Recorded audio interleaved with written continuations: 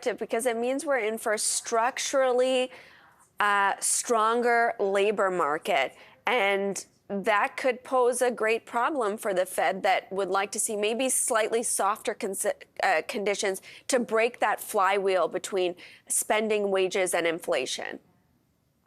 That's right. So we really see the only way to structurally bring inflation down is to tackle wage and the labor market. And the only way to do that is through investments in automation and AI. So we have an ETF that invests in industrial technology. This is where we see most of the opportunity. It's basically automate processes, automate facilities. We think that's really the way to reduce wage inflation.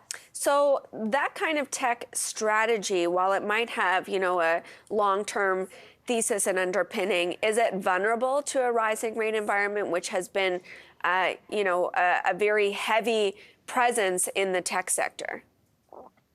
It is very vulnerable to a rising rate environment. The interesting thing that I would point out, and I think this is something that investors don't appreciate or understand, is that the decline in tech valuations was due to the significant rise of rates over a very short period of time.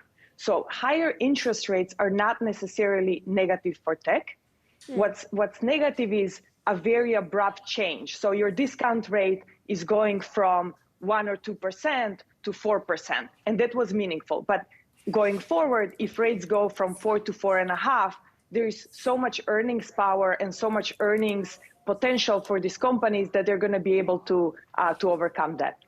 I wonder if, I talked earlier about Palo Alto Networks, if that's kind of an example of a company that's swept up in that rising rates. It's been under pressure this year, but is popping right now in pre-market, as it shows that people are still very much spending on cybersecurity infrastructure, especially to secure cloud platforms.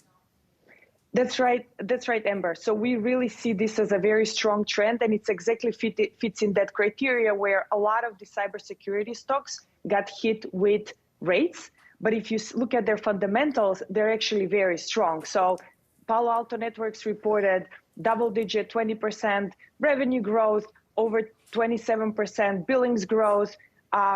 They're seeing their next generation cybersecurity solutions platform grow over 60%. We think this is going to be really the driver for the company going forward. So there is a lot going on in cybersecurity, a lot of innovation. So that's why you're seeing these strong growth numbers coming out of these companies. And looks like it's on the cusp of inflecting from losing money to posting profit. Yes, so we see basically they've gone through a significant phase of investments and M&A. They've compiled this platform of really top-tier cybersecurity solutions, and now their next phase is going out to their clients and upselling them to these newer solutions going forward.